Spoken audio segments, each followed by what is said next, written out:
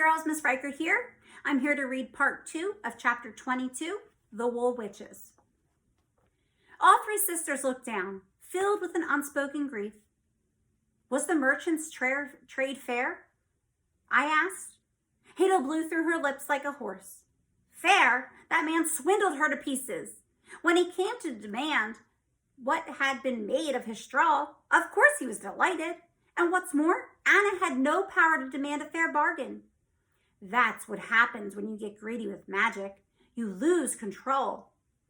The merchant gave her a sack of grain for her pile of gold, declaring that it was a fair trade. For without his straw, she wouldn't have spun.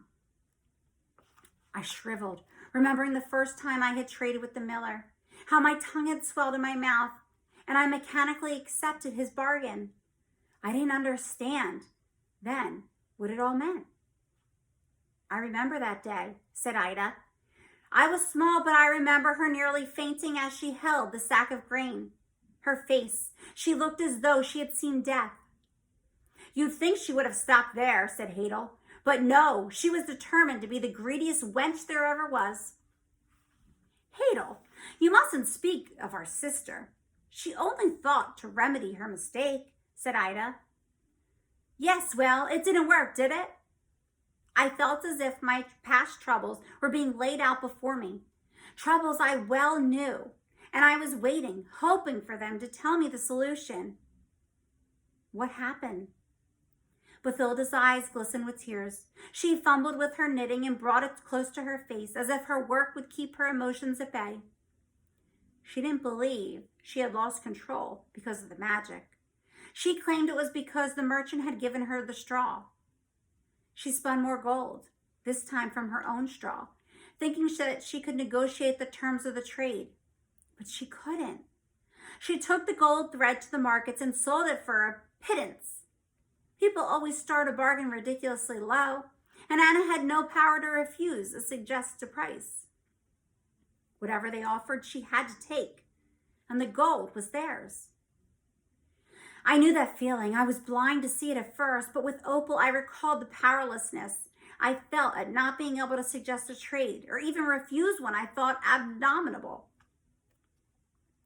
Then the merchant returned, growled Hadel. Yes, that was truly the worst part, said Bathilda. He returned with a wagon full of straw for Anna to spin, said Ida. I remember that. So much straw. And I knew what he wanted. I knew. Anna refused, said Bathilda.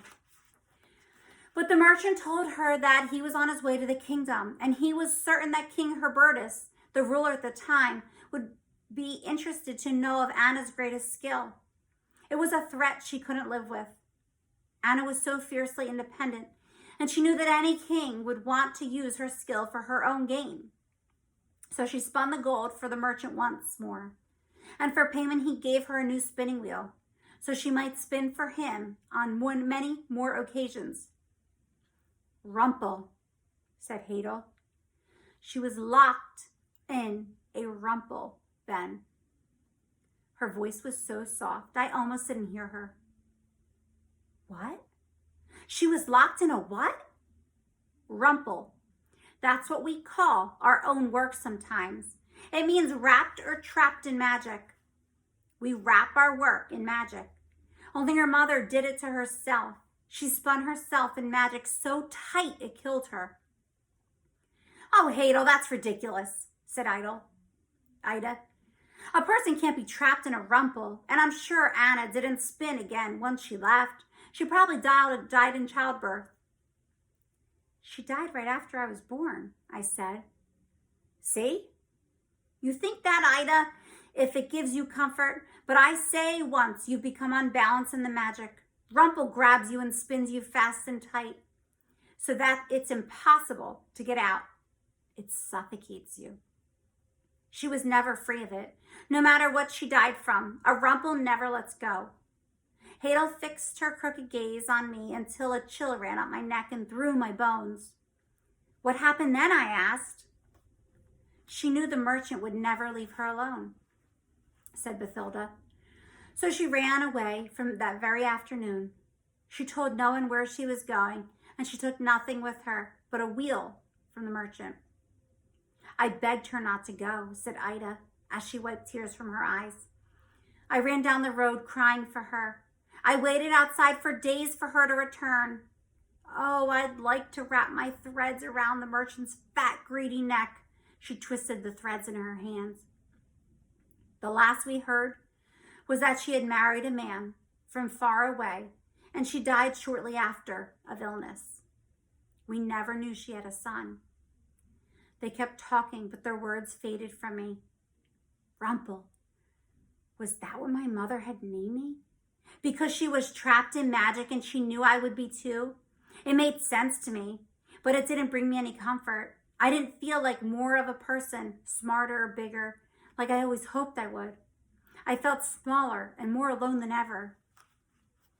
Come, Robert, you must be exhausted. Ida pulled me to my feet and led me back to the kitchen. Here we are, nice and cozy. In a corner near the hearth, there was a little bed made of a pile of straw and 2 blankets, woven with blue and green wool. I stared at the straw and shivered. Ida frowned at me and bit her lip. My sisters and I share a bed. I'm sorry we don't have another. I thought you would be most comfortable here. Oh, I said, forcing a smile. I didn't want to seem ungrateful. It's wonderful, really. Straw is so warm. Ida stared at me for a moment. She had been so kind and excited when I came, and now I could see the weariness in her eyes too. Good night, Robert. She left me with only the last glows of coals for light. Every part of me was exhausted as I slumped down on the straw bed and closed my eyes. I was too tired to think. The only thing I had in my mind as I drifted off to sleep was the drumming of a single word, over and over. Rumpel, Rumpel, Rumpel. And that is the end of chapter 22, part 2. Bye.